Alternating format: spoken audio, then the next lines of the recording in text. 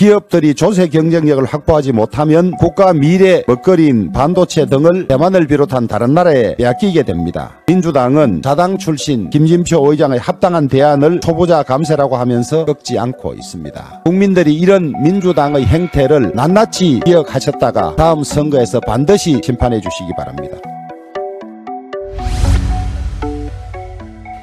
오늘이 정기국회 마지막 날입니다. 예산안 처리를 위해서 야당과 여러 차례 협상을 하고 있습니다만은 아직 중요한 대목 몇 개가 남아서 오늘 중으로 타결이 될 수 있을지 걱정이 많습니다. 2014년 새 국회법 시행 이후에 예산 법정기일인 12월 2일을 넘긴 적은 있어도 정기국회 마감일인 12월 9일을 넘긴 적은 없었습니다. 정권이 교체된 해에는 특히 야당이 정부 여당의 새 정책에 협조하지 않고 해서 어려움이 있었습니다만은 올해는 유독 더한 것 같습니다. 더불어민주당 때 도입돼서 자신들이 많은 이득을 본 국회 선진화법을 이번에 위반해서는 안 될 것입니다.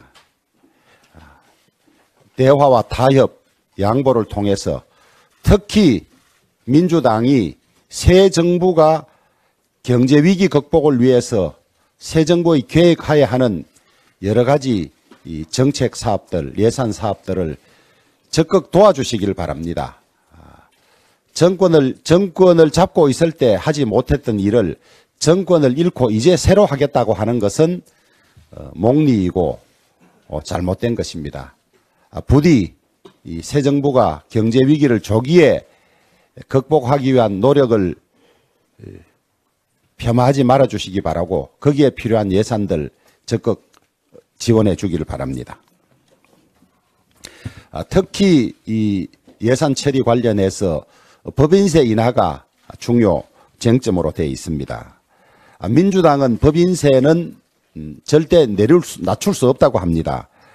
자당 출신 김진표 국회의장이 법인세 인하와 관련해서 중재안을 내놓으셨습니다. 법인세를 현행 25%에서 22% 이게 정부안입니다. 통과시키되 시행시키는 2년간 유예하는 그런 중재안을 내놓았습니다. 기업들이 처음 공장을 지으면 초기 2년 정도는 R&D 비용이나 감가상각 비용으로 세금을 내지 않은 경우가 많다고 합니다. 그래서 지금 중국에서 빠져나오는 투자 비용들, 회사들이 이 법인세에서 유리한 다른 나라, 특히 대만으로 가지 않고 우리나라에 투자하고 공장을 지을 수 있도록 하는 아주 좋은 중재안인데 이마저도 민주당이 선뜻 받아들이지 않고 있습니다. 반도체 글로벌 공급망 재편 상황에서 법인세 인하는 곧 국가 전체의 경쟁력과 직결되는 일입니다.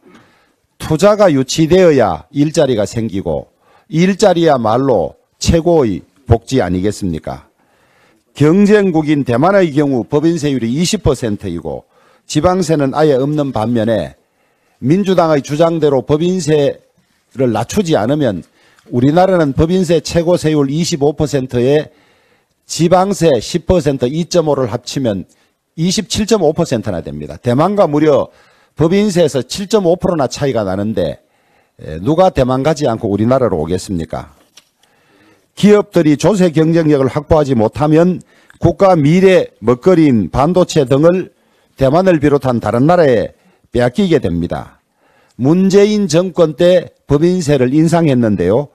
우리나라의 법인세 세율 경쟁력은 문재인 정부가 2018년 22%에서 25%로 인상한 후에는 그 전에 우리나라 법인세 세율 경쟁력이 27위였는데 올해는 무려 39위로 내려앉았습니다.